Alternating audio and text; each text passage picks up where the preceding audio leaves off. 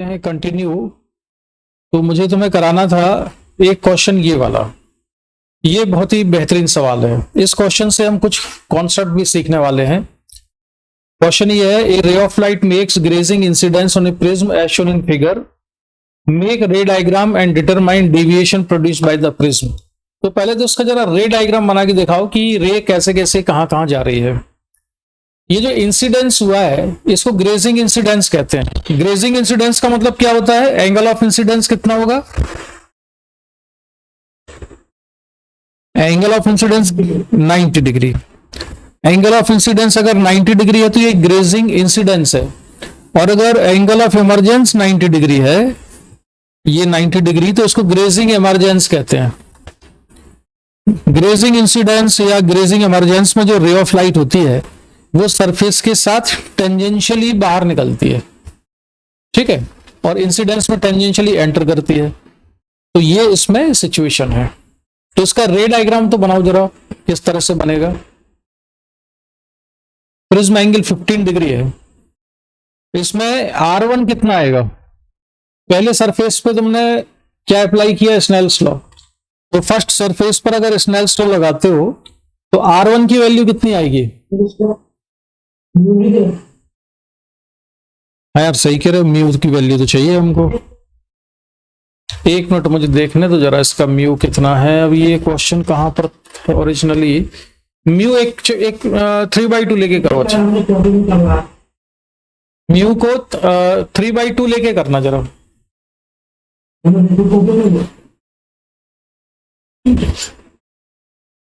इस क्वेश्चन को मैं कराते देखूं, क्वेश्चन के थ्रू हमें कुछ सीखने मिलेगा। इसका केवल आंसर इंपॉर्टेंट नहीं है, √2 है तो चलो √2 लेके सॉल्व करो।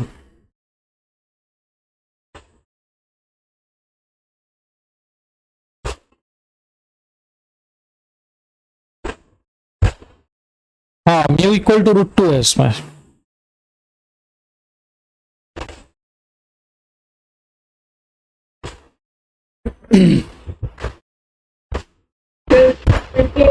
एंगल में फ्रैक्शन 45 हो गया।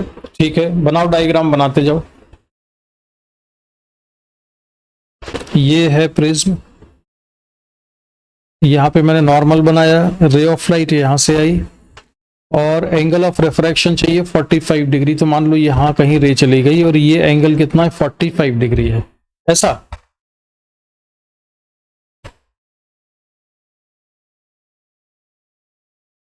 अच्छा, फिर क्या हुआ?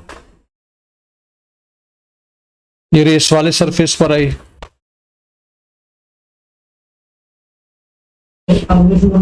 लेकिन एंगल देखते जाना, ऊपर वाला एंगल कितना है? 15 डिग्री है। और ये एंगल कितना होना चाहिए फिर? 45 डिग्री। तो ये एंगल कितना बनेगा यहां पर? 180 माइनस 45 माइनस 15, 120। तो ये एंगल अगर 120 होगा तो एंगल ऑफ इंसिडेंस कितना आएगा? 60। अरे ध्यान से डायग्राम बनाओ, इसलिए बनवा रहा हूं मैं। अगर होगा ना तो हाँ ठीक है। तो ये 120 हो ही नहीं सकता। नहीं नहीं, पहले मुझे 120 एंगल बना के दे। मतलब रे ऑफ लाइट कैसे जाएगी? 120 एंगल बना के दिखाओ।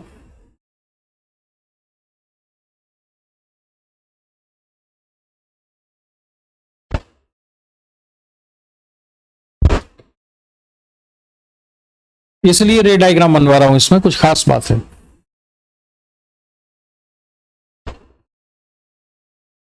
One into sine 90 degree equal to √2 into sine R1, ये इक्वेशन थी। और R1 इक्वल टू 45 डिग्री आ गया है। तो 45 डिग्री जरा और रे डायग्राम प्रेस करके दिखाओ जरा कैसे बनेगा ये।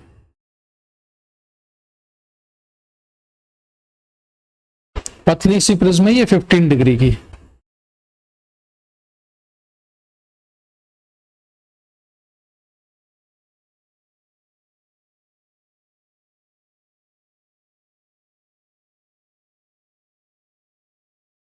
नॉर्मल ये बना लिया, एंगल ऑफ रिफ्रैक्शन 45 डिग्री चाहिए, तो एंगल ऑफ रिफ्रैक्शन कैसा बनेगा, ऐसा बनेगा 45 डिग्री। अब तुमको समझ में आएगा कि यहां पर जो एंगल ऑफ इंसिडेंट, ये जो एंगल है ये अगर 15 डिग्री है, ये 45 डिग्री है, तो ये एंगल कितना हो सकता है, यहाँ 120 डिग्री हो सकता है। तो जब पतली प्रिज्म बनाओगे तब दिखेगा कि ये एंगल 120 डिग्री है, और ये रे ऑफ लाइट की ओरिजिनल डायरेक्शन है। अब इस पे नॉर्मल खींचो, तो ये हमने खींच दिया नॉर्मल। तो अगर ये नॉर्मल खींच दिया है तो एंगल ऑफ इंसिडेंस R2 कितना बना इस सरफेस पर, ये बनेगा 120 माइनस 90 डिग्री के बराबर। 120 माइनस 90 कितना हुआ, 30 डिग्री। तो यहां पर जो एंगल बनेगा R2 वो कितना है, 30 डिग्री के बराबर है। तो फिर स्नेल्स लॉ लगाया आपने, √2 इंटू साइन 30 डिग्री। अब स्नेल्स लॉ कहां लगाया, सेकंड सरफेस पर, इस जगह पर।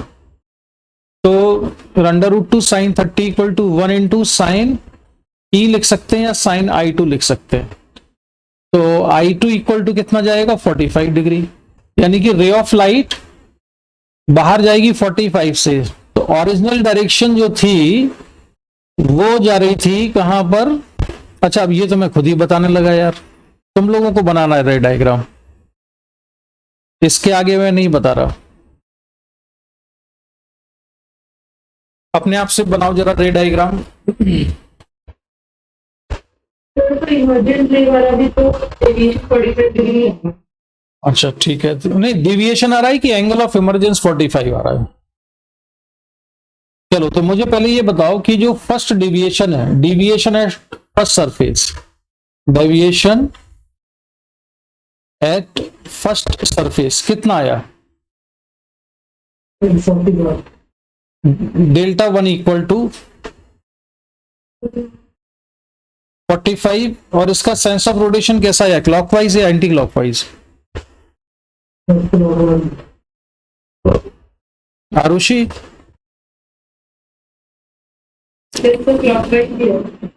क्लॉकवाइज है।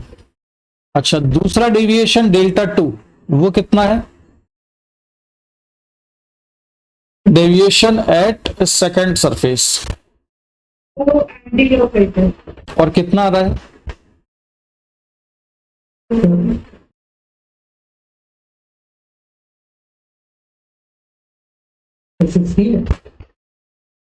क्या चीज, अच्छा अभी देखते हैं अभी कितना आ रहा है। ये रे ऑफ लाइट यहां पर मैंने नॉर्मल खींचा था, ये 45 से यहां चली गई, और फिर यहां पर नॉर्मल खींचा हमने इस सरफेस पर, ये इसकी ओरिजिनल डायरेक्शन थी, ये अवे फ्रॉम द नॉर्मल जाएगी, तो ये अवे फ्रॉम द नॉर्मल चली गई। ये एंगल था 45 डिग्री, ये एंगल ऑफ इंसिडेंस कितना बना है, 30 डिग्री, और एंगल ऑफ रिफ्रैक्शन कितना 45 आ रहा था, तो ये 45 है इसमें बाहर। तो Δ2 ये वाला एंगल होगा, जो ओरिजिनल डायरेक्शन थी वो ये थी इसकी, ठीक है, ये कौन सी डायरेक्शन है इसकी, ओरिजिनल डायरेक्शन, और ये यहां से बेंड होके ऊपर चली गई है। तो ओरिजिनल डायरेक्शन के साथ एंगल बना Δ2, और Δ2 कितना हुआ, 15। हाँ ये पूरा एंगल जो है ना I2, ये 45 था जो मैंने यहाँ लिखा हुआ है, तो ये है 45 माइनस 30, तो ये 15 डिग्री है, और ये है 15 डिग्री एंटी क्लॉकवाइज। तो उसमें डेविएशन कितना हुआ नेट, डेविएशन कितना लिखेंगे इसमें, Δ1 माइनस Δ2 करेंगे, यानी 45 माइनस 15 डिग्री, तो टोटल कितना आया 30 डिग्री। ये इसका आंसर होगा। जो टोटल डेविएशन आया है वो टोटल डेविएशन कितना आया, 30 डिग्री आया है। अलीशा तुमको ये समझ में आ गई ये सारी चीज। अब इस क्वेश्चन में खास बात क्या थी, हमने प्रिज्म के केस में डेविएशन का फॉर्मूला पढ़ा हुआ है, delta equal to I1 plus I2 minus R1 plus R2। R1 plus R2 A के बराबर होता है, तो डेल्टा इक्वल टू हम लिख सकते हैं I1 plus I2 minus A के बराबर। ये वाला फॉर्मूला यहां एप्लीकेबल नहीं है, बताओ क्यों नहीं लगेगा ये फॉर्मूला यहां,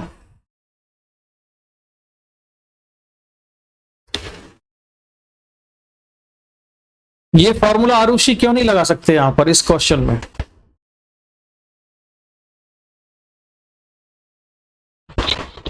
एक सेकंड।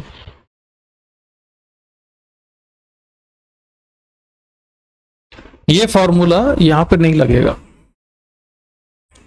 तो क्यों नहीं लगेगा?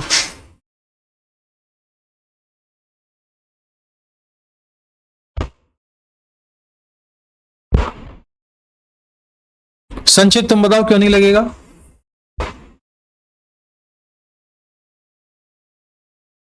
संचित, ये फॉर्मूला यहां पे क्यों नहीं लगता है? Delta equal to I1 plus I2 minus है, इससे गलत आंसर आएगा।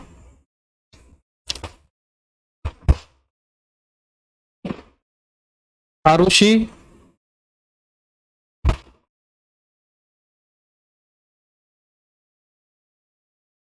यही सिखाने के लिए तुमको ये क्वेश्चन सॉल्व करा रहे हैं कि ये वाला फॉर्मूला इस वाले केस में नहीं लगेगा। क्यों नहीं लगेगा ये समझ में आया किसी को? तब तक तुम सोचो, मैं जरा इसका डायग्राम तुमको और स्क्रीन पे दिखाता हूं। ये तो हम इसका डायग्राम होगा, ठीक है।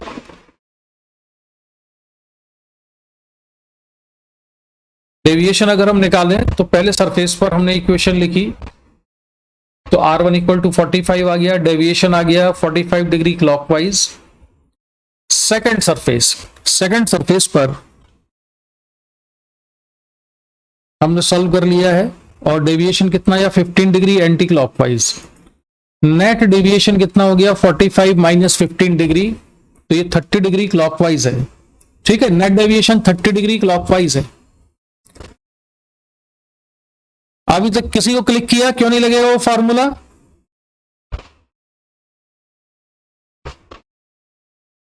नहीं, तो लो फिर उसका रीजन ये है,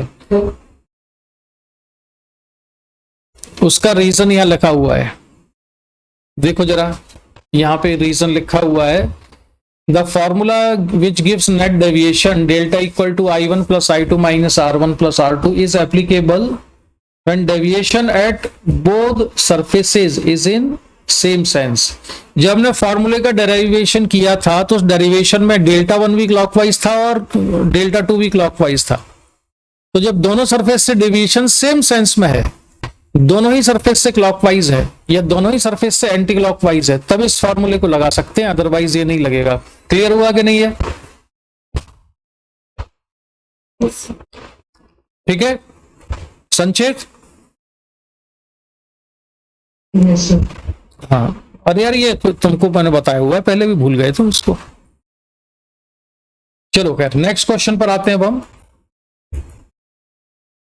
क्वेश्चन ये है, इसका रे डायग्राम बनाना है आपको और net deviation produced by the prism निकालना है। सब कुछ डेटा इसमें गिवन है, रिफ्रैक्टिव इंडेक्स मालूम है, मीडियम कौन सा है बाहर वो दिया है, एयर है। देखो अभी दोनों क्वेश्चन की सीक्वेंस को समझो। इससे पहले वाला जो क्वेश्चन था उसमें प्रिज्म कैसी थी, बहुत पतली थी, तो एंगल ऑफ प्रिज्म कितना था वहां पर 15 डिग्री था। यहां पर एंगल ऑफ प्रिज्म कितना है 150 डिग्री है। यहां पर एंगल ऑफ प्रिज्म 150 डिग्री, यानी कि अब हम ब्रॉड जो सिर्फ चौड़ी प्रिज्म के बारे में बात कर रहे हैं, तो उसमें हम क्वेश्चन सॉल्व करेंगे तो क्या हो सकता है। बनाइए जरा इसका रे डायग्राम।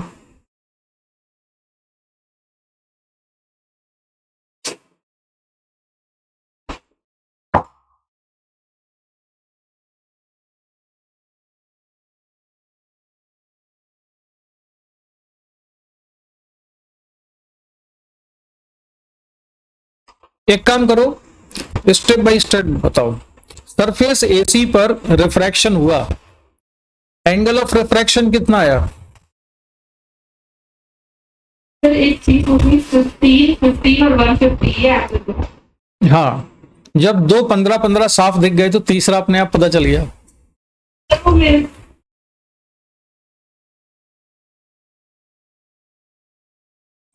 ठीक है बेटा, तो अब मुझे R1 निकाल के बताओ कितना आएगा।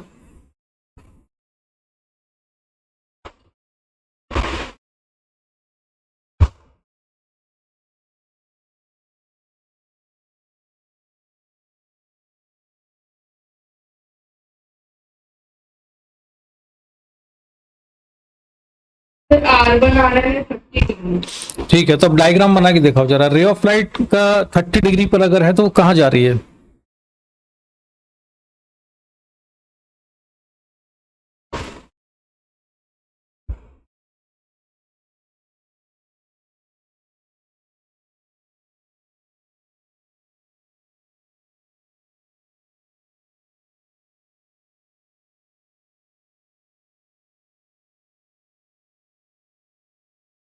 ये 60 डिग्री है। अब 30 डिग्री एंगल अगर मैं बनाऊं तो ये रे ऑफ लाइट कहां पे जा रही है?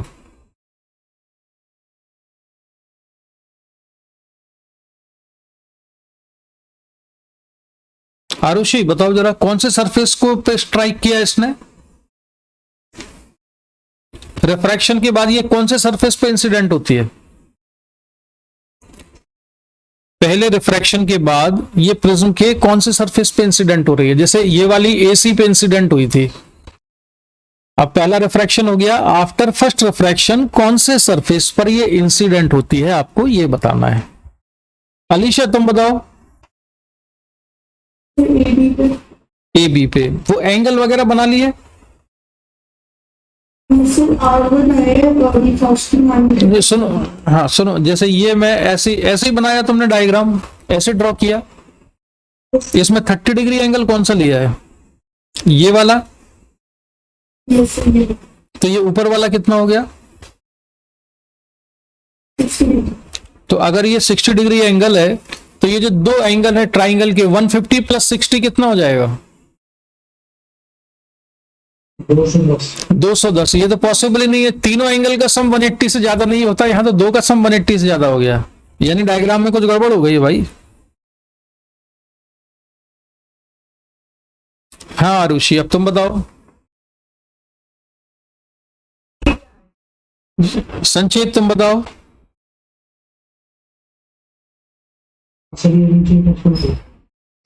हाँ ये बात, ये रे आएगी यहां पर, और जब ये एंगल कितना बन गया 30 और ये कितना हो गया 60।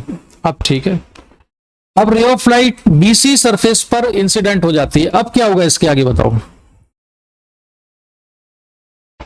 अब ये नॉर्मल खींच दिया हमने, तो ये एंगल कितना है, angle of incidence BC surface पर?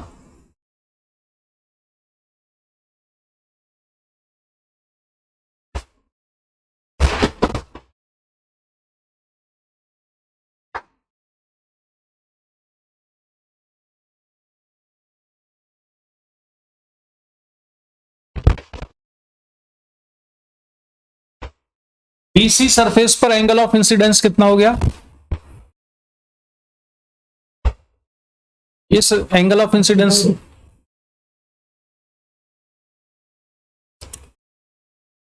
अलीशा, ये एंगल कितना है इधर बताओ, ये कितना? 15। अब हम ये ट्राइंगल ले रहे हैं, कौन सा? सी, और इसको मैं नाम दे देता हूं, मान लो डी, और ये है ई। तो हम सी डी ई ट्राइंगल अगर कंसिडर करें, सी डी ई, तो ये एंगल 15 डिग्री है, तो इस ट्राइंगल का ये वाला एंगल कितना हो जाएगा? टोटल एंगल कितना बनेगा? 120। अगर ये 120 है, 15 डिग्री है, तो ये कितना हुआ यहां पर? ये तीसरा एंगल कितना हो गया? 150 माइनस, सॉरी 180, तीनों का सम 180 माइनस 150 और प्लस 15, तो ये कितना एंगल आया?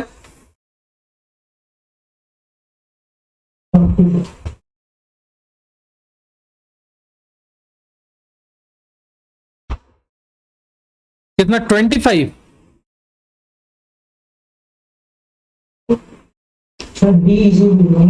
ई एंगल, ये वाला एंगल कितना रहा इधर वाला? 45, यानी ठीक। तो ये 45 एंगल हुआ, और ये नॉर्मल था 90 डिग्री बना रहा था, तो ये भी 45 हो गया। अब इसके बाद रे ऑफ लाइट कहां जाएगी? यहाँ पे स्नेल्स लॉ लगा के चेक करो जरा, ई पॉइंट पर एंगल ऑफ रिफ्रैक्शन कितना आता है। स्नेल्स लॉ अगर हम पॉइंट ई पर लगाएं तो अलीशा तुम बताओ जरा, स्नेल्स लॉ लगवाओ जरा पॉइंट ई पर, क्या लिखे? साइन 45 और is equal to sine R लिख लेते हैं, और म्यू वगैरह नहीं लिखेंगे कहीं? म्यू नहीं आएगा कहीं? कहां पर, आर के साथ में कि 45 के साथ में? आर के साथ। आर कहां पर बन रहा है? इधर बनेगा ना, बाहर। तो बाहर का रिफ्रैक्ट इधर आएगा ना, √3 साइन 45। साइन 45 कितना होता है? तो ये आया साइन आर। तो साइन आर की वैल्यू कितनी आ रही है? √3/2। 3/2 ग्रेटर देन 1 होता है कि लेस देन 1?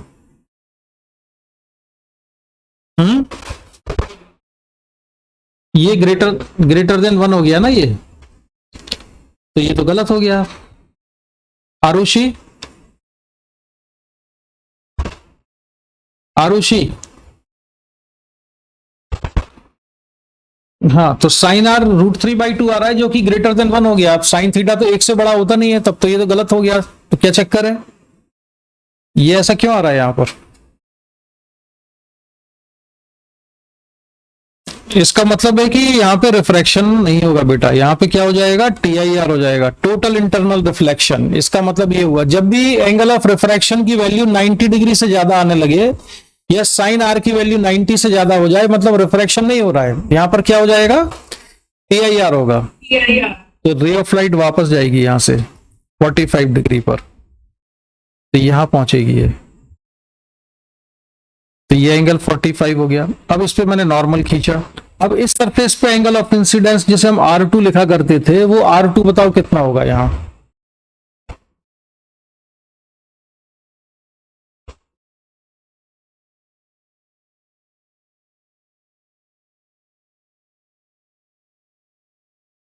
हमको एंगल पता है इस वाले ट्राइंगल में।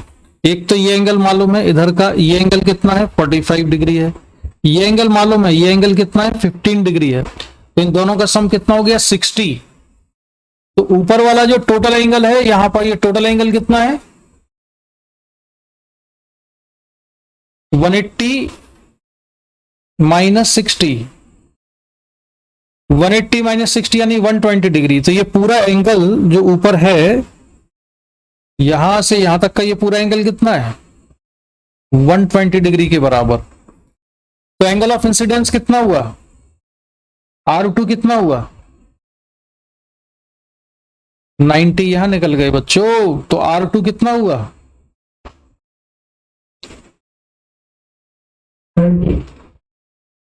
आरुषि, नहीं समझ में आया ये?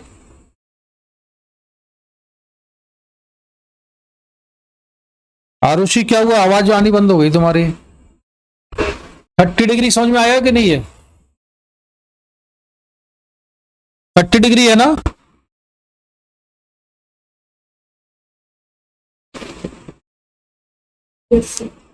हाँ, अब इसमें स्नेल्स लॉ लगाओ फिर से। तो ये अलीशा तुम लगाओ जरा, इस सरफेस पे स्नेल्स लॉ लगाएंगे तो क्या इक्वेशन लिखेंगे?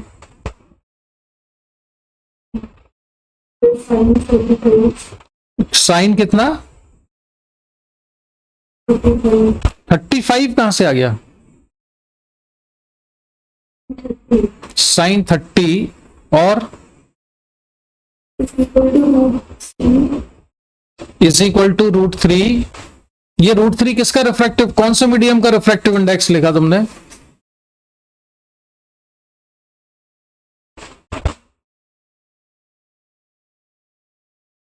किस मीडियम का लिखा √3?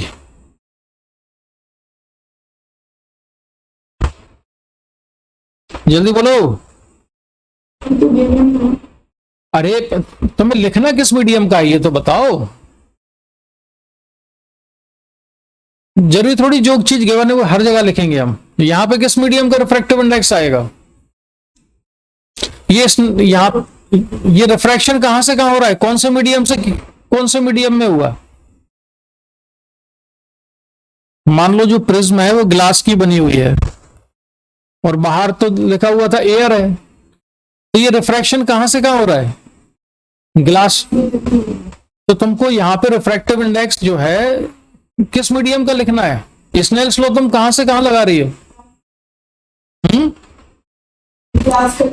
यहां पर या इधर, किस तरफ ले? √3 तो खुद ही रिफ्रैक्टिव इंडेक्स है। दोबारा बोलो, स्नेल्स लॉ तुम लिख रही हो कौन से सरफेस पे लिख रही हो? यहां पर। इंसिडेंट रे कौन से मीडियम में है?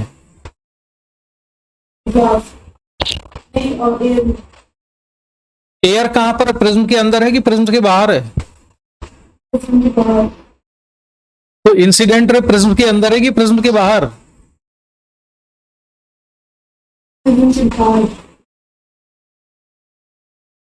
ये वाली है इंसिडेंट रे। तो इंसिडेंट कौन सी है? ये वाली।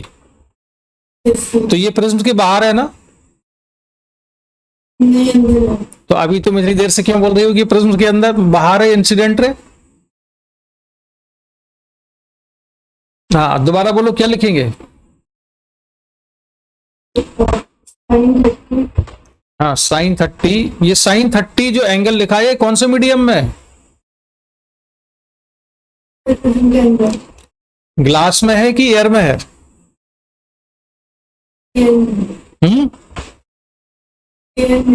तो प्रिज्म के अंदर एयर कैसे आ गई? तो ये sin 30 कहां पे दिख रहा है? ग्लास में है ना? तो यहां का रिफ्रैक्टिव इंडेक्स कितना है? बोलो कितना है? √3। तो ये √3 sin 30 इक्वल टू, अब रिफ्रैक्टेड रे कहां पर है? ये किस मीडियम में? तो इसका रिफ्रैक्टिव इंडेक्स लिखेंगे इनटू साइन ई लिख लेते हैं इसको हम, एंगल ऑफ इमरजेंस या I2 लिख लो। इस एंगल को लिखा हमने नॉर्मल के साथ, बन रहा है I2। अब सॉल्व करके बताओ I2 कितना आ रहा है?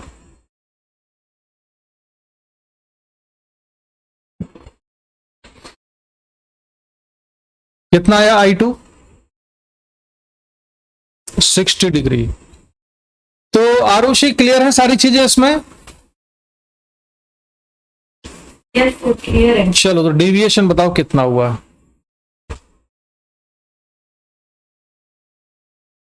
इसमें टोटल डेविएशन कितना प्रोड्यूस हुआ, वो डेविएशन बताना है आपको। तीनों डेविएशन अलग अलग निकालो और फिर उसको ऐड कर लो, ठीक है? तो जो जो स्टेप फॉलो करनी थी वो स्टेप मैं यहां पर तुम्हारे सामने ले आता हूं। इसमें ये डायग्राम बना हुआ है। अब डेविएशन कैलकुलेट करके तुम्हें बताना है कि टोटल डेविएशन कितना है।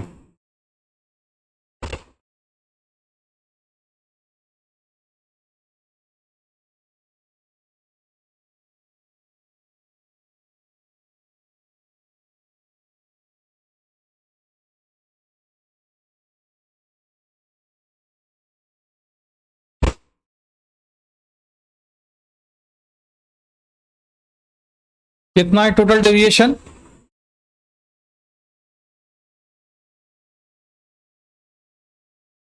पहले सरफेस का डेविएशन, दूसरे का, तीसरे का मिला के नेट डेविएशन बताना है कितना आ रहा है। अच्छा दिव्येश तुम कब कनेक्ट हुए? मैंने अभी तुमको देखा ही नहीं है। डेविएशन कितना निकाला तुमने टोटल?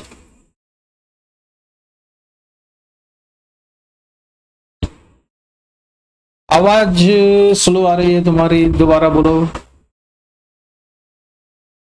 क्लास में अभी है।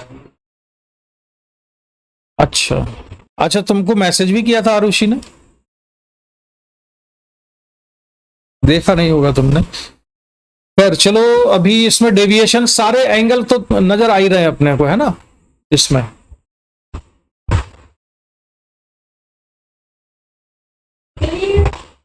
यार जो हो रहा है डेविएशन 0 होगा। क्यों होगा 0? चलो, तो डेविएशन का एंगल ऑफ डेविएशन किस किस के बीच में बनता है आरुषि, ये बताओ। वो एंगल किस किस के बीच? ये तुम लोग कुछ नहीं पढ़ रहे, मैंने हाँ, angle between final direction of, कुछ लिखवाया था मैंने तुमको ऐसा, फाइनल डायरेक्शन ऑफ रिफ्लेक्टेड या रिफ्रैक्टेड रे और इंसिडेंट रे। तो इंसिडेंट रे तो ये वाली है, तो डेविएशन ये हुआ ना इसमें।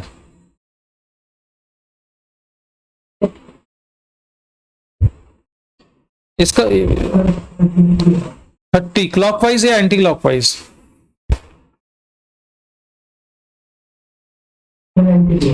ठीक है, तो मुझे बताओ डेल्टा 1 कितना आया, पहले सरफेस पे डेविएशन कितना हुआ है? हाँ, 60 माइनस 30 हुआ पहले सरफेस पर। ये ओरिजिनल डायरेक्शन थी, और हाँ, और फाइनल डायरेक्शन ये है, और ये डेल्टा 1, ये पहला डेविएशन है यहाँ पर, ये डेल्टा 1 है।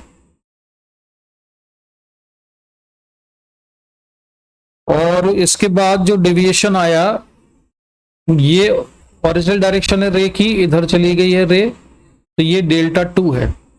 फिर जो डेविएशन होगा, तो ये ओरिजिनल डायरेक्शन जा रही थी यहां पर, ये फाइनल डायरेक्शन है, तो ये एंगल होगा डेल्टा 3। तो डेल्टा 2 की वैल्यू कितनी है? 180 माइनस 2i होता है, अगर तुम्हें याद हो तो, मैंने डायरेक्ट भी पढ़ा था हमने। और यहाँ एंगल ऑफ इंसिडेंस कितना है इसमें? ये 45 डिग्री है, तो 45, यानी ये डेविएशन हो गया 90 डिग्री। सेंस कैसा है इसका, clockwise anti clockwise?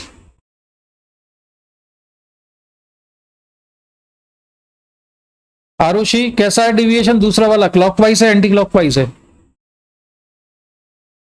Anti sir clockwise. कैसे? ये ओरिजिनल डायरेक्शन थी ना, ये इधर आ रही थी।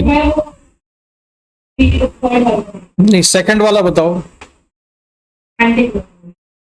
तो एंटी क्लॉकवाइज है ये। अच्छा, अब थर्ड वाले पर आओ, डेल्टा 3।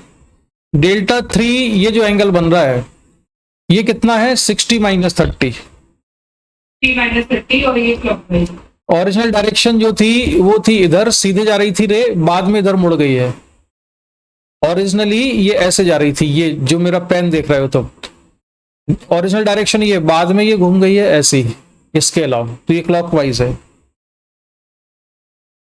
तो कितना हो जाएगा? ये 30 हो गया क्लॉकवाइज। तो नेट आ जाएगा डेल्टा नेट इक्वल टू, जो सबसे बड़ा है उसको मैं पॉजिटिव ले लेता हूं, 90 एंटी क्लॉकवाइज माइनस 30, तो नेट बचा 30। क्लॉकवाइज है anti clockwise?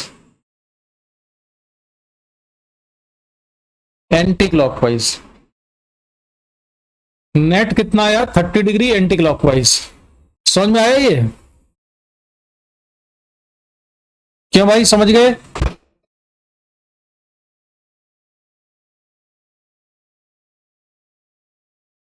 Divyesh, clockwise anti. Arushi, लेकिन यार एक चीज बड़ी गलत है, तुम ये भूल गई हो कि तुम पूछ रही हो कि PIR में डेविएशन नहीं होगा।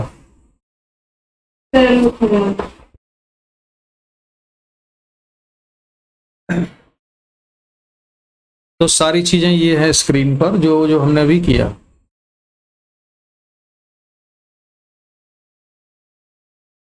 अब देखो जरा, ये जो रे ऑफ लाइट है, यहां पर इंसिडेंट होती है, तो रिफ्रैक्शन होता है और बाहर निकलती है, तो एंगल ऑफ इमरजेंस कितना है इसका? 90 डिग्री। जब एंगल ऑफ इमरजेंस 90 डिग्री होता है, तो इसको हम कहते हैं कि ये क्या है? ग्रेजिंग इमरजेंस है। ठीक है, कौन सा इमरजेंस कहलाता है? ये ग्रेजिंग इमरजेंस। और अगर एंगल ऑफ इंसिडेंस 90 डिग्री हो जाए,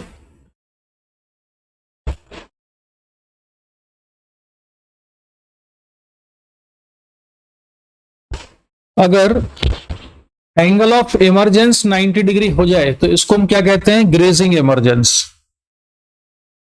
तो इसकी डेफिनेशन है, when angle of emergence is 90 degree, this is called grazing emergence. Finding condition of grazing emergence. अब हम इसमें कंडीशन निकाल रहे हैं कि एंगल ऑफ इंसिडेंस की वैल्यू क्या होनी चाहिए कि इमरजेंस कैसा हो जाए, ग्रेजिंग इमरजेंस हो जाए। ठीक है, तो ग्रेजिंग इमरजेंस के लिए हमको ये वाला एंगल कितना चाहिए, ये एंगल कितना चाहिए होता है, ये वाला 90। अगर एंगल ऑफ रिफ्रैक्शन 90 डिग्री है तो R2 कितना चाहिए, R2 कितना होना चाहिए, किस एंगल ऑफ इंसिडेंस पर एंगल ऑफ रिफ्रैक्शन 90 डिग्री होता है, याद होना चाहिए भाई, ये पढ़ चुके हैं हम ये सारा। Critical angle R2 is equal to critical angle होना चाहिए। तो applying Snell's law at AB, surface AB पर हमने स्नेल्स लॉ लगाया तो हमको साइन R2 कितना, यहां पर mu sine R2 equal to 1 into sine 90। अब मुझे हंसी इसलिए आ रही है कि अलीशा को देख के, अभी इतनी देर से वो प्रिज्म के अंदर रे है, वो हवा में बोल रही थी। तो अलीशा ये स्नेल्स लॉ कहां पर लगाया हमने,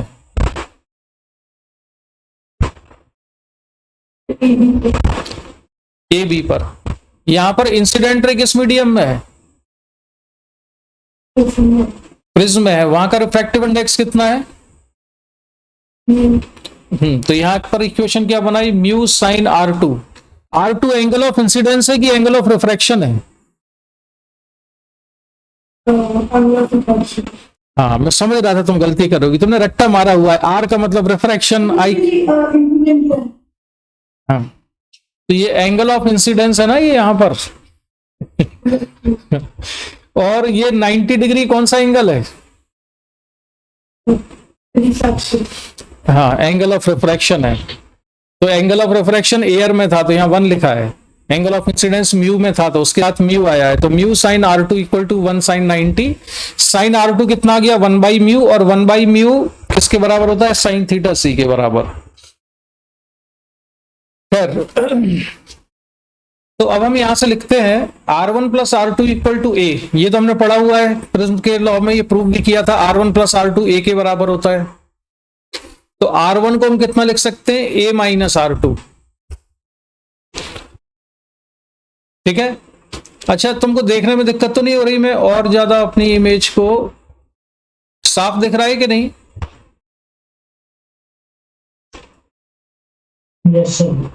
मैं और बैकग्राउंड में और वाइट कर देता हूं, अब दिख रहा होगा और साफ।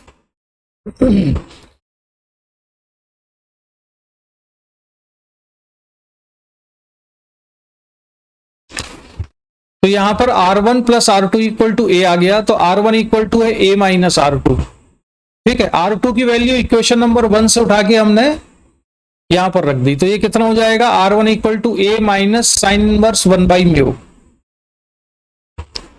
अब R1 से जाना है हमको I1 पर, तो यहां स्नेल्स लॉ लगाएंगे इस वाले सरफेस पर। इस वाले सरफेस पर अगर हम स्नेल्स लॉ लगा दें तो यहां पर हो जाएगा 1 into sine I1 equal to mu into sine R1, और R1 की वैल्यू भी यहां पर रख दें हम। R1 की वैल्यू जो यहां निकाली थी उसको हमने यहां रखा, तो ये बन जाएगा sine I1 equal to mu sine A minus sine inverse 1 upon mu. तो ये किसकी की कंडीशन आ गई, I1 equal to sine inverse mu sine A minus sine inverse 1 upon mu. तो तुमको लग रहा होगा तो याद रखने में बहुत डिफिकल्ट है, तो ये याद हो चाहे ना हो कोई बहुत बड़ी बात नहीं है, याद हो जाए तो ठीक है, नहीं याद हो तो भी कोई प्रॉब्लम नहीं है, बस वो तो हमें कुछ कैलकुलेशन करना था इसलिए हमने कैलकुलेशन कर लिया। अब सीखना हमें कुछ और है इसमें।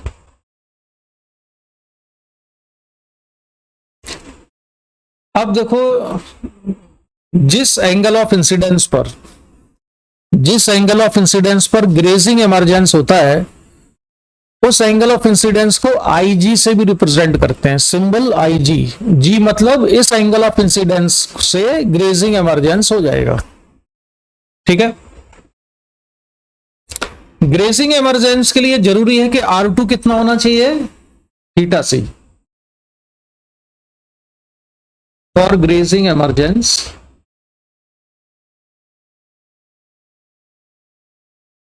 R2 equal to theta C. अब हम फॉर्मूले से अलग हटके जरा अपनी समझ को डेवलप करने वाली बात कर रहे हैं।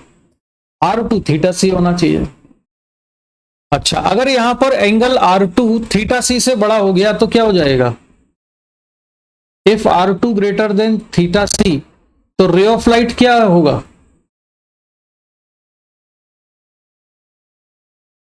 No emergence through A B. ये बात समझ में आई? अगर क्रिटिकल एंगल से बड़ा हो गया R2 तो यहां TIR हो जाएगा, रे यहीं से वापस हो जाएगी। और अगर यहां TIR हो गया तो ray of light A B surface से बाहर नहीं जाएगी। क्यों भाई, इतना समझ आ गया? बोलो। यस।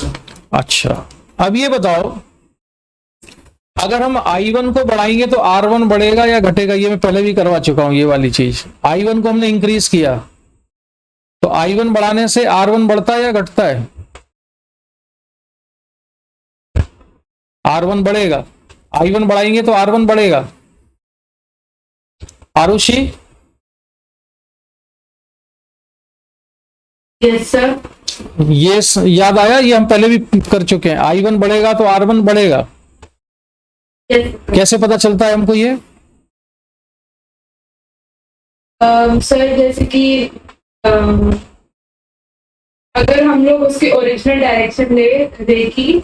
नहीं, सिंपल स्नेल्स लॉ से पता चलता है। 1 into sine I1 equal to mu into sine R1। इसमें म्यू और 1 तो कांस्टेंट है। I1 बढ़ाएंगे तो इक्वेशन तभी बैलेंस रहेगी जब R1 भी बढ़े। अगर ये लेफ्ट साइड अगर इंक्रीज हो रही है तो राइट साइड भी इंक्रीज होना चाहिए ना। तो I1 बढ़ाएंगे तो R1 भी बढ़ेगा, ये पता चल गया। अब आरुषि मुझे ये बताओ तुम कि R2, अगर हमने I1 बढ़ाया तो R1 बढ़ गया, R2 का क्या होगा? R2 बढ़ेगा या घटेगा?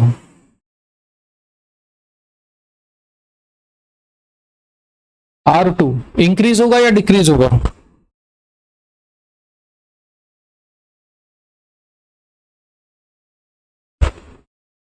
R2 बताओ।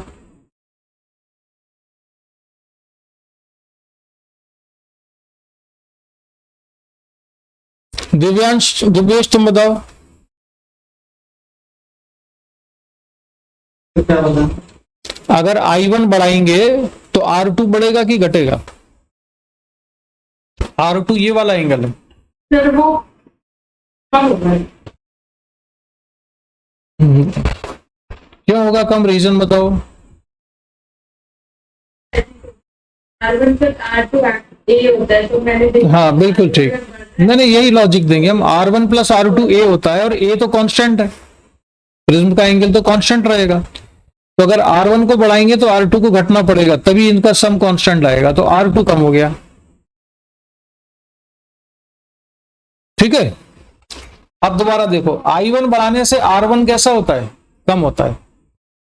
यहां पे I1 बढ़ाएंगे तो R1 कम होगा। R1 तो बढ़ेगा। सॉरी, R1 बोल रहा हूं मैं। I1 को अगर हमने बढ़ाया तो R2 कम होगा। और अगर यहाँ पे I1 को हम डिक्रीज करें, I1 को कम करें तो R2 कैसा है? बढ़ रहा है। तो I1 को कम करने से यहाँ TIR के चांसेस बढ़ते हैं कि घटते हैं?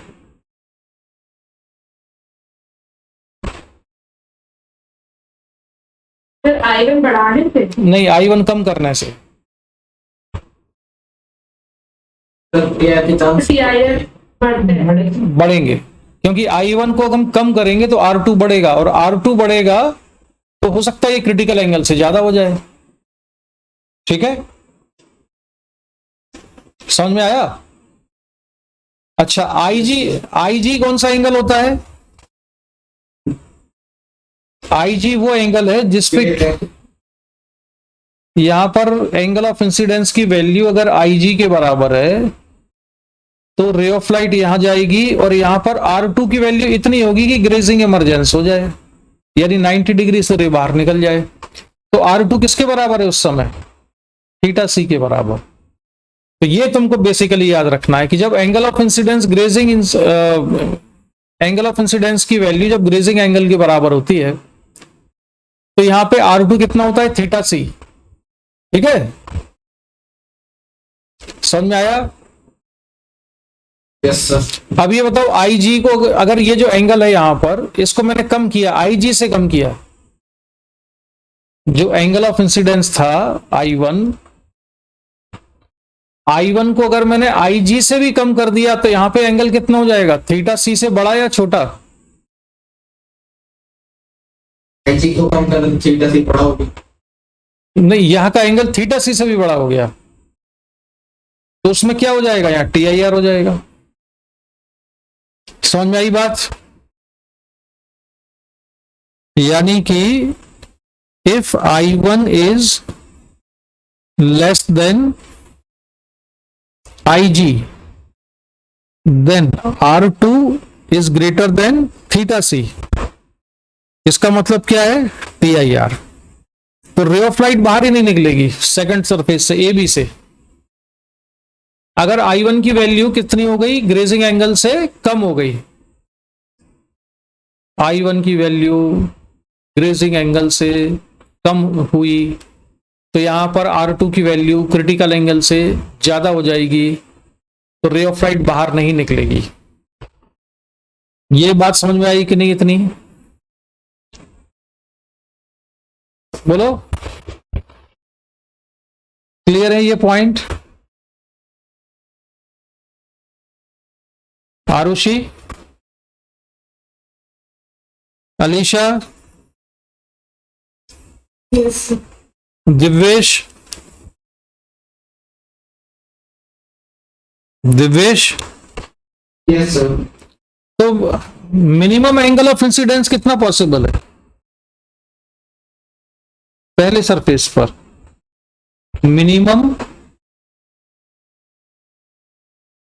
possible value of I1 is IG for refraction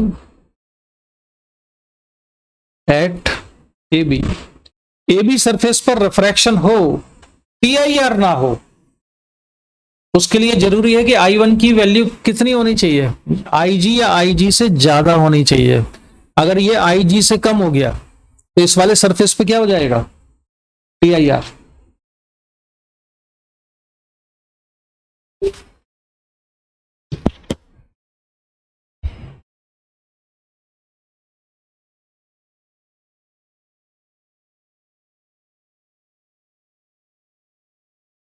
हाँ, वही पावर कट हो गया सडनली। तो आवाज आ रही है सभी लोगों को? थोड़ी बहुत टाइम के लिए आवाज संचेत तुम्हारे पास आवाज आ रही क्लियर?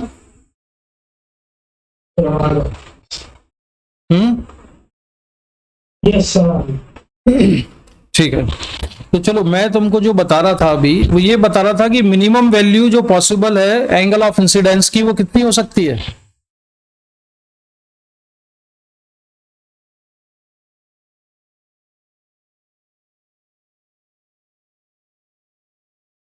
कितनी?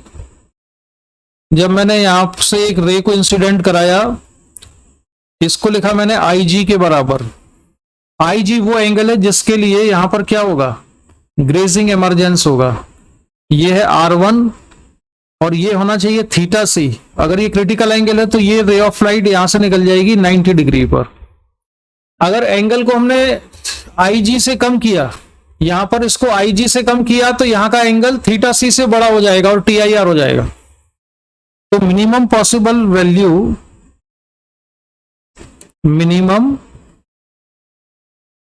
Possible value of I1 is IG। इससे छोटा नहीं हो सकता। अगर इससे छोटा हुआ तो फिर सेकंड सरफेस पर TIR हो जाएगा। कौन से वाले सरफेस पर? AB पर। ठीक है, अरे भाई बोलो ना। Yes sir. अच्छा, अब यहां पे हम चाहते हैं कि TIR ना हो, रे ऑफ लाइट बाहर ही निकल जाए, तो उसको कहते हैं condition of all emergence. Condition of all emergence यानी कि सारी रे ऑफ लाइट बाहर निकल जाए।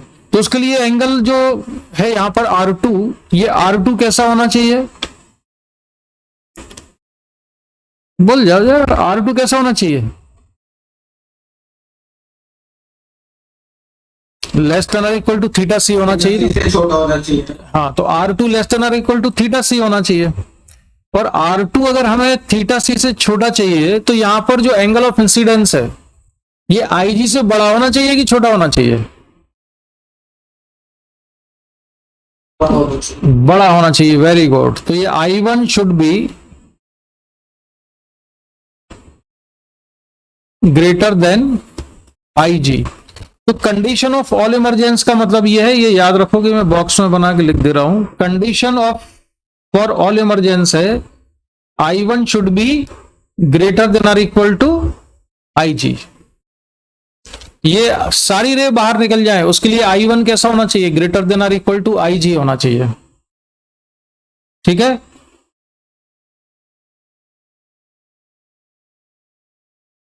या R2 कैसा होना चाहिए? लेस देन और इक्वल टू थीटा सी होना चाहिए। R2 लेस देन और इक्वल टू थीटा सी हो या I1 ग्रेटर देन और इक्वल टू IG हो।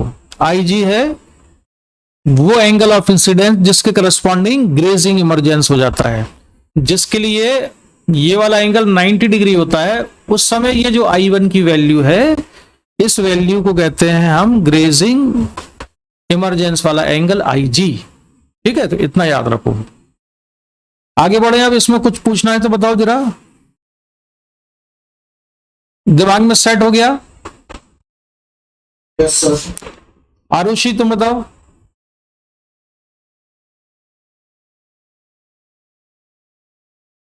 आवाज नहीं आ रही आरुषि तुम्हारी, बीच बीच में गड़बड़ हो जाता है तुम्हारी वॉइस में। चलो अब हम यहां पर आगे बढ़ते हैं यहां से, और अब ये नोट करना है, if angle of incidence I1 is smaller than IG then R2 greater than theta C. तुम एक काम करो, इसको मैंने ये सारा तुमको एक्सप्लेन ऑलरेडी कर दिया है, तुम इसका स्क्रीनशॉट ले लो, मैं हट जाता हूं, और इसको नोट्स बना के रखना है इसके।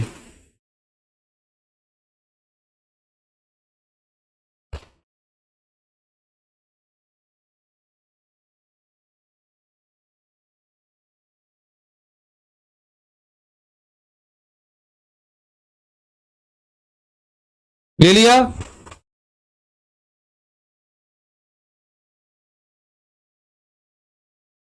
स्क्रीनशॉट ले लिया भाई इसका? Yes sir. Yes sir. ठीक है। अब आते हैं general condition for no emergence. General condition of no emergence का मतलब है कि एंगल ऑफ इंसिडेंस की वैल्यू कुछ भी हो, रे बाहर ही नहीं निकलना चाहिए। अभी हमने जो कंडीशन लिखी थी उसमें I1 की शर्त थी कि I1 IG से बड़ा है या छोटा है, ऐसा कुछ कुछ किया था। अब हम चाहते हैं कि जनरल कंडीशन बनाना चाहते हैं कि I1 की वैल्यू कुछ भी हो, रे बाहर निकल जाए। चलिए, रे बाहर ना निकले, बाहर PIR हो जाए। तो उसके लिए जरूरी क्या है? पहली कंडीशन, फर्स्ट कंडीशन क्या रिक्वायर्ड है उसके लिए?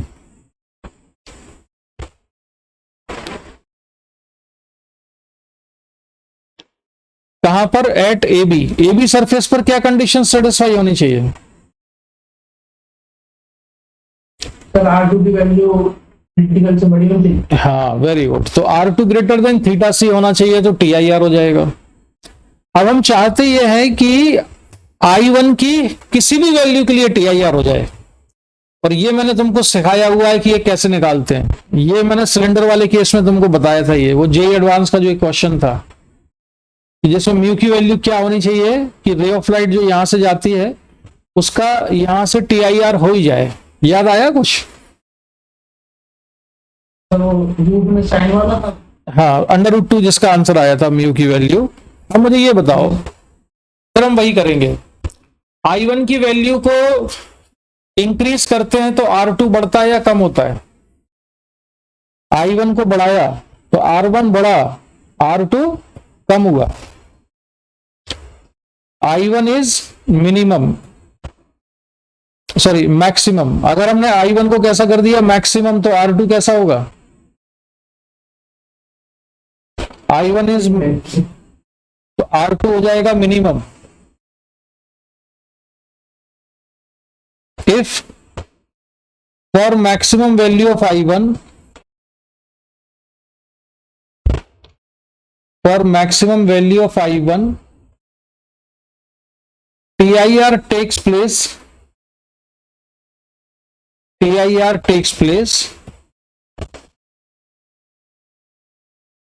at AB, then for all values of I1 there will be TIR। ये समझ में आया? अगर I1 की जो मैक्सिमम वैल्यू है उसके लिए TIR हो गया यहां, क्योंकि I1 की अगर मैक्सिमम वैल्यू होगी तो R2 कैसा होगा? मिनिमम होगा, और R2 की मिनिमम वैल्यू होने पर भी TIR हो रहा है, यानी कि R2 की मिनिमम वैल्यू भी क्रिटिकल एंगल से ज्यादा है, तो फिर I1 की सारी वैल्यू पे TIR हो जाएगा। ये बात समझ में आई कि नहीं दिव्येश? Yes sir. ये समझ में आ गया? I1 की वैल्यू अगर हमने मैक्सिमम रखी और तब भी TIR हो गया यहां पर, तो फिर I1 की हर वैल्यू पे TIR होगा। समझ आया कि नहीं है? Yes sir. Alisha? Yes, sir. ठीक है। आरुषि तुम्हारी तो आवाज नहीं आ रही है। सर मैं समझने की कोशिश कर रही हूँ लाइन पर। सर एक बार एक्सप्लेन कर सकते हो, थोड़ा कंफ्यूजन हो रही है। ये हम पहले भी मैंने एग्जैक्टली सेम चीज तुमको कराई है पहले भी उस क्वेश्चन में। अरे भाई I1 की वैल्यू मैक्सिमम है तो R2 कैसा है? मिनिमम। और R2 की मिनिमम वैल्यू भी अगर TI क्रिटिकल एंगल से ज्यादा है, R2 की मिनिमम वैल्यू, फिर तो I1 कुछ भी रख लो, ठीक है, हमेशा TIR होगा। ठीक है सर। याद आया कि नहीं यार? तुम लोग भूल जाते हो। अभी हमने पिछली, एक ज्यादा पुरानी बात नहीं है पिछली, तो अब मैं यहां पे कर रहा हूं कि I1 की मैक्सिमम वैल्यू क्या है? मैक्सिमम वैल्यू है क्या I1 की? 90 डिग्री हो सकती है उसकी मैक्सिमम वैल्यू, ठीक है? मैक्सिमम वैल्यू कितनी हो सकती है? 90 डिग्री। तो I1 को 90 डिग्री ले लिया हमने और स्नेल्स लॉ लगाया, 1 into sine 90 equal to mu into sine R1।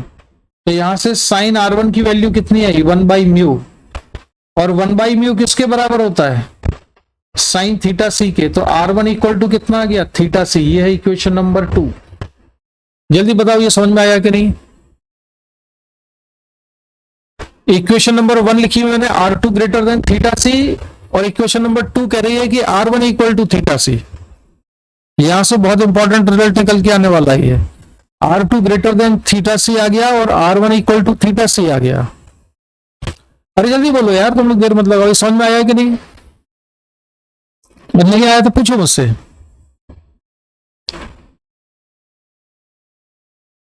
Arushi, Alisha, Divyesh, जल्दी बताओ।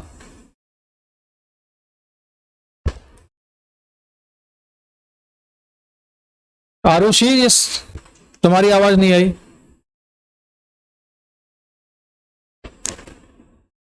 Yes sir. अब इन दोनों को ऐड कर दो तो क्या हो जाएगा? R1 प्लस R2, और राइट साइड में कितना हो जाएगा? 2 थीटा सी। अब यहाँ पे कौन सा साइन आएगा? इक्वल टू का या ग्रेटर देन का? ये ग्रेटर देन आएगा। रीजन समझ में आया क्यों हुआ ऐसा? जनरल रिलेशन है। 5 ग्रेटर देन 3 लिख लू मैं, और 2 इक्वल टू 2 कर लू, 2 इक्वल टू 2, इन दोनों को ऐड कर दें तो राइट साइड में क्या हो जाएगा? 5, और लेफ्ट साइड में क्या हो गया? 7, यानी कि 7 ग्रेटर देन 5। ठीक है, तो R1 प्लस R2 क्या हो गया? Greater than 2 theta C. और R1 प्लस R2 किसके बराबर होता है? A के बराबर। तो A greater than 2 theta C. ये जनरल कंडीशन है। अगर प्रिज्म का रिफ्रैक्टिंग एंगल 2 थीटा सी से बड़ा है तो ray of light second surface से बाहर ही नहीं निकलेगी, उसका TIR हो जाएगा। तुमने स्कूल में पढ़े हैं आरुषि ये सब के नहीं? ये कंडीशन बताई है?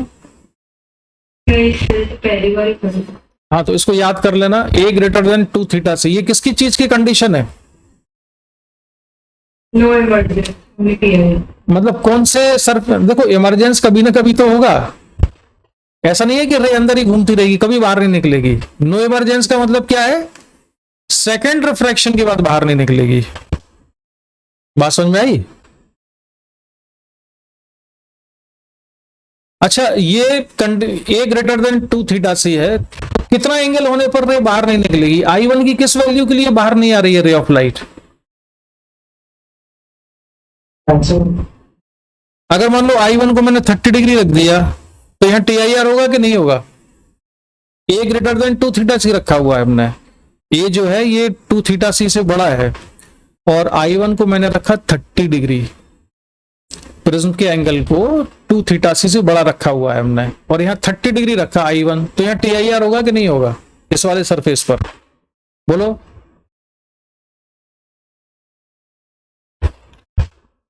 दिवेश,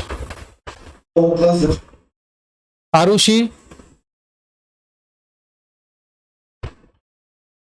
आरुषि, सर एक बार क्वेश्चन रिपीट कर दीजिए। मान लो मैंने प्रिज्म का एंगल रखा हुआ है ए ग्रेटर देन 2 थीटा सी, और एंगल ऑफ इंसिडेंस ले लिए 30 डिग्री, तो यहां TIR होगा कि नहीं ए बी पर?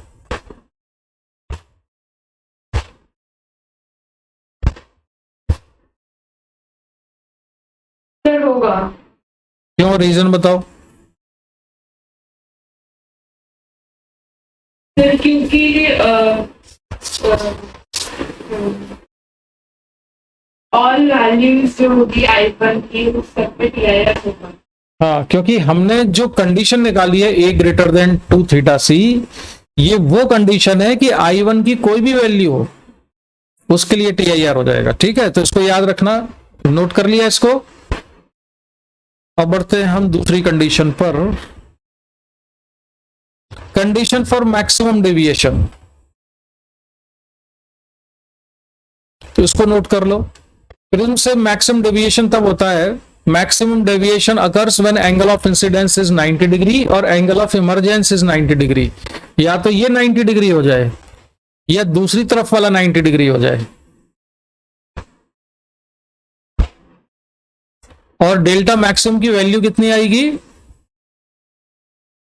I1 plus I2 minus R1 plus R2 होता है। तो हमको डेल्टा अगर मैक्सिमम चाहिए तो I1 को 90 रख दो या I2 को 90 रख दो, तो डेविएशन कैसा हो जाएगा? मैक्सिमम। समझ गए ये कंडीशन? कुछ पूछना है इसमें? जल्दी जल्दी बताओ यार। कैसे? ये क्या है? ए कांस्टेंट क्वांटिटी है, ए के साथ तो हम छेड़छाड़ कर नहीं सकते, हम इन दोनों के साथ ही कुछ कर सकते हैं। तो जो हम इसको मैक्सिमम रख देंगे यहां पर किसी भी एक चीज को, तो ये चीज मैक्सिमम हो जाएगी ना। ठीक है, ए में तो चेंज ला नहीं सकते हम।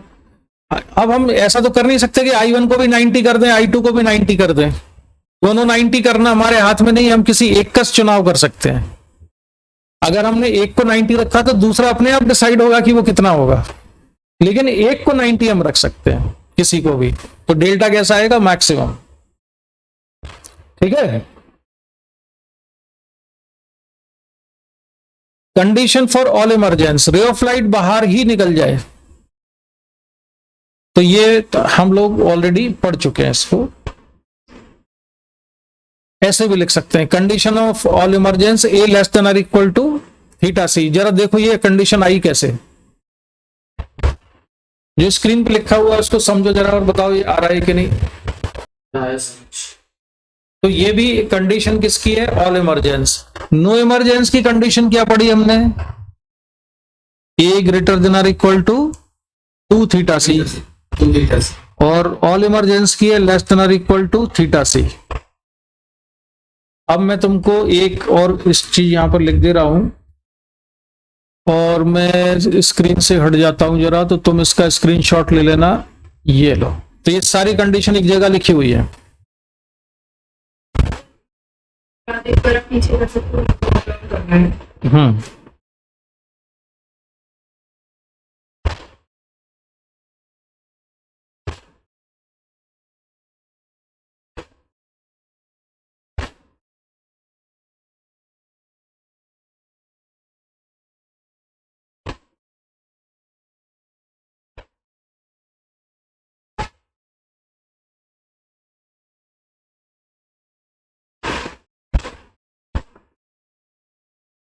यस सर, हो गया।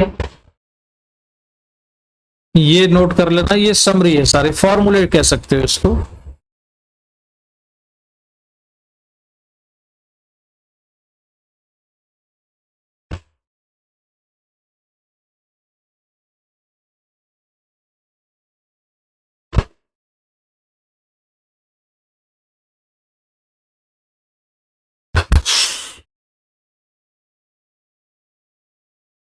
अब मुझे लग रहा है ना यार, ये चीज हम कल पढ़ेंगे। अब तुम्हारी 9 बजे से क्लास है ना, जल्दबाजी में नहीं पढ़ते हैं, मतलब कल या नेक्स्ट क्लास में पढ़ेंगे। Deviation caused by A prism, ये ग्राफ बहुत इंपॉर्टेंट है।